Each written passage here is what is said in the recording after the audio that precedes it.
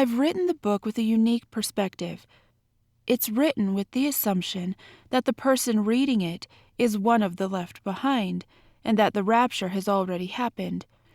If you are reading this book prior to the rapture, please keep this in mind. This scripture about the rapture was written by the Apostle John.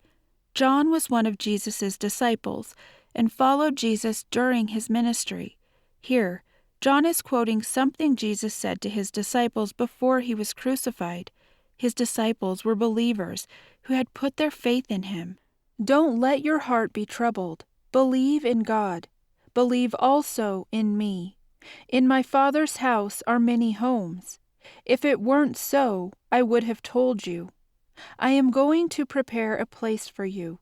If I go and prepare a place for you, I will come again, and will receive you to myself, that where I am, you may be there also.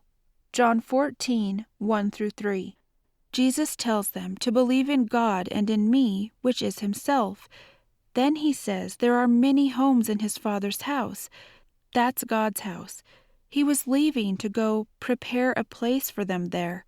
We know that God's house is in heaven, so Jesus was leaving for heaven, and he would come get them at a later time. This was the next thing Jesus wanted them to be expecting, his future return to get them. The phrase, receive you to myself, means to take to oneself. That's literally what happened in the rapture. Jesus took the believers to himself. He did this so that the believers could be where he is. Jesus is currently in heaven. In the rapture, Jesus met the believers in the clouds and took them to himself in heaven. This scripture applies to anyone who puts their faith in Jesus. The people who vanished are in God's house, heaven, right now.